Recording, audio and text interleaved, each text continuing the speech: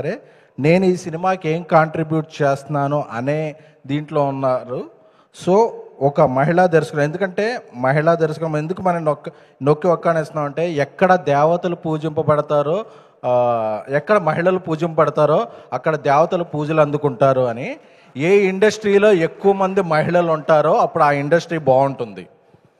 ఎందుకంటే మనం ఒక పర్సెప్షన్లో చూస్తుంటాం, మన ఒక గీత చూస్తుంటాం, మన ఇంట్లో ఫ్యామిలీలో ఉన్న లేడీ ఎవరైనా ఆవిడ చూసే పర్సెప్షన్ వేరుంటుంది. ఎందుకంటే మనం ఒక స్టైల్లో ఆలోచిస్తుంటాం. అదే మన ఇంట్లో ఉన్న సిస్టర్, మన ఇంట్లో ఉన్న వైఫ్, మన ఇంట్లో ఉన్న అమ్మ, వాళ్ళు ఆలోచించే విధానం ఒకటి ఉంటుంది. సో ఎప్పుడైతే ఒక మహిళా టెక్నీషియన్ల ఇండస్ట్రీలో ఎక్కువ మంది వస్తారో, తెలుగు వాళ్ళు ఎక్కువ మంది వస్తారో ఆ ఇండస్ట్రీ బాగుంటుంది. సో అంటే లోకల్ పీపుల్ ఎప్పుడు ఉంటారు. సో ఆయన ఒక స్టెప్ వేసినందుకు ఫస్ట్ నేను ఉన్న ఆడియన్స్ నందు ఒక్కసారి గట్టిగా క్లాప్స్ కొట్టవలసిందిగా కోరుకుంటున్నాను. ఎందుకంటే మనం అంతా ఒక టాక్సిక్ మెంటాలిటీలో గడిపోయాం. ఏదన్నా సినిమా వస్తుంది, చూద్దాం వీడేం తీసాడు, అసలు మనం లాస్ట్ టైం అది తీసాడు కాబట్టి ఇప్పుడు ఏం చేశాడు అంటే ఈ రంధ్రాన్వేషణ దీంట్లోకి వెళ్ళిపోయాక ఫస్ట్ హాఫ్ ఎలా ఉంది, సెకండ్ హాఫ్ ఎలా ఉంది, క్లైమాక్స్ ఎలా ఉంది, అరే అది కాదురా మొత్తం ఎలా ఉంది అనేది ఇది తప్ప. ఫస్ట్ 10 నిమిషాలు గురు అంటే రివ్యూలు రాసేసేటప్పుడు కూడా ఫస్ట్ 10 నిమిషాలు అంటే ఒక ఎలివేషన్ ఇవ్వాలంటే ఒక సీన్ పడాలి. ఆ పడ్డప్పుడే నెక్స్ట్ సీన్ ఇదవుద్ది. అంతేగాని మనం ఈ సీన్ ఎలా ఉంది అంటే సీన్ లేదు. సినిమా అనేది సీన్ బై సీన్ కాదు. ఇట్స్ ఒక 70-65 సీన్లు కనిపిస్తే అది మొత్తం అనేది ఒక కంప్లీట్ విందు భోజనం లాంటిదే తప్ప ఈ మెతుకు ఎలా ఉందంటే ఆ మెతుకులోనే బతుకు కలిసిపోద్ది తప్ప నువ్వు ఎప్పటికీ భోజనాన్ని ఎంజాయ్ చేయలేవు. ఫస్ట్ ఎంజాయ్ యువర్ మీల్ అంటే ఎందుకంటే నేను ఎప్పుడన్నా అడిగితే మా వాడికి ఫోన్ చేశా. ఎందుకంటే నాకు ఆయన ఎల్బిడబ్ల్యూ సినిమా ఒకసారి ప్రసాద్ ల్యాబ్లో వేసినప్పటి నుంచి ఆయన అంటే నాకు చాలా ఇష్టం. I like you sir.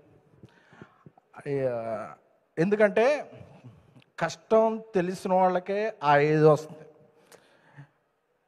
కాకపోతే ఎందుకంటే నేను కొన్ని మాట్లాడాలనుకుంటున్నాను. ఒక సినిమా అనేది ఒక టీం వర్క్. నేను ఒక బేబీ సినిమా చేస్తున్నప్పుడు మా ఆఫీస్ బాయ్ వచ్చి సరే ఈ కంటిన్యూటీలో ఇదొక మిస్ అయింది సార్ అన్నాడు. అవునా?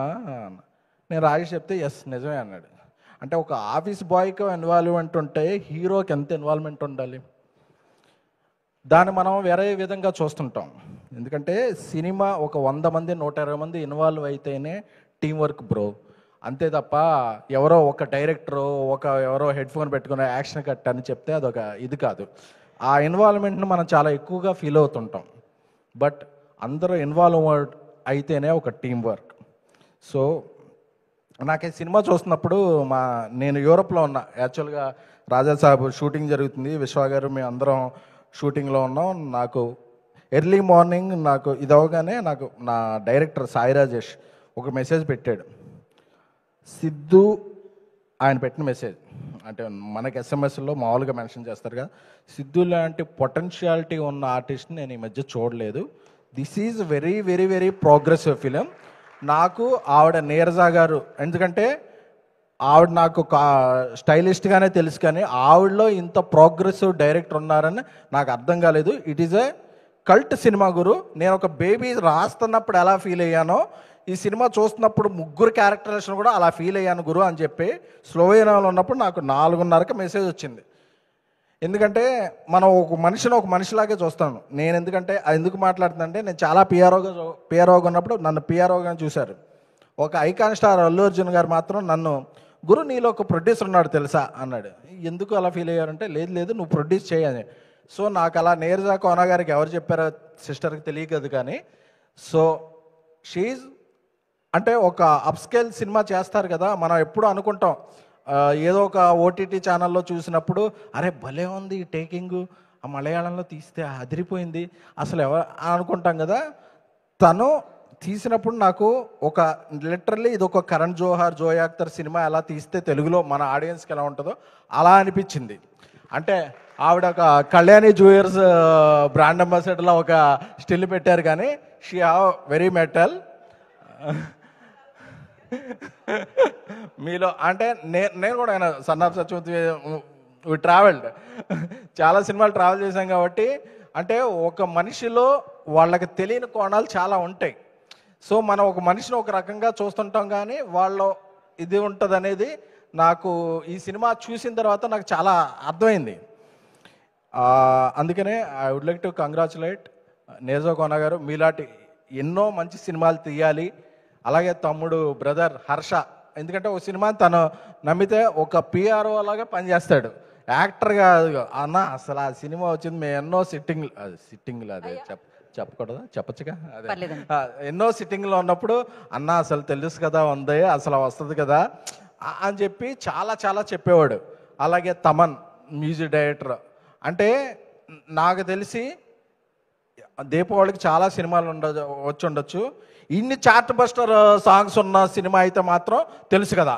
ఎందుకంటే ఒక మల్లికా గంధ సాంగ్ అయితే ఏంటి, వేరే సాంగ్లు ఏంటి అన్నీ మాస్టర్ చేశారు. ఒక మహిళా కొరియోగ్రాఫర్ రామ్జోగి గారు అద్భుత సాంగ్ చేశారు, కాసల్ శ్యామ్ గారు అద్భుతమైన సాంగ్ చేశారు. అప్పుడప్పుడు మైత్రి శశి గారు రూడ్గా కనిపిస్తారు కానీ is dude, is cool dude. So అలా ఇక్కడ మన బండ్ల గణేష్ గారు ఉన్నారు. సో ఆయన ఇప్పుడు ఏం మాట్లాడతారో ఎవరికి తగులుద్దో అని చెప్పి టెన్షన్ అవుతుంటుంది. బట్ అన్న ఒక మేధావి యొక్క మౌనం దేశానికి ప్రమాదకరం అని ఠాగూర్ సినిమాలో చిరంజీవి గారు చెప్పారు. సో ఒక మీలాంటి ప్రొడ్యూసర్ ప్రొడక్షన్కి దూరంగా ఉండటం ఇండస్ట్రీకి ప్రమాదకరం. అందుకని మీరు ఎన్నో మంచి సినిమాలు చేయాలి, పెద్ద సినిమాలు చేయాలి, కాంబినేషన్లు చేయాలి అని చెప్పి మేము కోరుకుంటున్నాం. ఎందుకంటే నేను చాలాసార్లు కళ్యాణ్ బాబు అభిమానిగా చూస్తున్నప్పుడు ఎప్పుడు గబ్బర్ సింగ్ స్టార్ట్ అయినప్పటి నుంచి ఎలా ఉంటుంది తమ్ముడు అదే పగిలిపోతే అని బీప్ అని చెప్పేవాడు ఆయన. సో అది మేము మా ఏలూరులో అందరు ఫ్యాన్స్ అందరికీ చెప్పి అన్న గణేష్ అని చెప్పాడు ఈ సినిమా వేరే. సో అన్న మీరు మొన్న దివాళీ పార్టీకి ఇచ్చిన ప్లేట్ కాస్ట్ ఎంత, ఇది కాస్ట్ ఎంత అని అక్కడ మేము కాస్ట్ చోట్ల మీరు చూసిన ఆ కాస్టింగ్ ఏదైతే ఉందో అది రిఫ్లెక్ట్ అవ్వాలని చెప్పి కోరుకుంటున్నాం. అలాగే కోన వెంకట్ గారు, అంటే ఆయన సపోర్ట్, ఆయన మంచి మనసు అందరికీ తెలుసు. అలాగే మా సందీప్ రాజ్ ఎప్పుడు వస్తున్నాను అదే మా పీపుల్స్ మీడియా విశ్వప్రసాద్ గారు, ఎందుకంటే అందరూ చాలా ఇదిగా ఈయన ఎన్ని సినిమాలు చేస్తున్నారు, అన్నం పెట్టారు, అన్నం కాదు ఆయన యూరోప్లో పాస్తా పెట్టారు, నూడిల్స్ పెట్టారు, వాట్ ఎవర్ గార్లిక్ బ్రెడ్ పెట్టారు. అంటే ఒక యూనిట్ అందరికీ ఒకటే ఇది కాకుండా అన్నీ వాళ్ళు ఎవరి టేస్టులు తెలుసుకుని పెట్టారు. ఎందుకంటే ఇండస్ట్రీలో ఎప్పుడూ కూడా ఒక ఫ్యామిలీలో ఒక తండ్రి బాగుంటే ఫ్యామిలీ బాగుంటుంది, అలాగే ఇండస్ట్రీలో ఒక ప్రొడ్యూసర్ బాగుంటే ఇండస్ట్రీ బాగుంటుంది. అలాగా ఈ సినిమాకి నేను ఎంత పెట్టానో, ఎంత వచ్చింది, దీన్ని ఎలా అమ్ముకున్నాను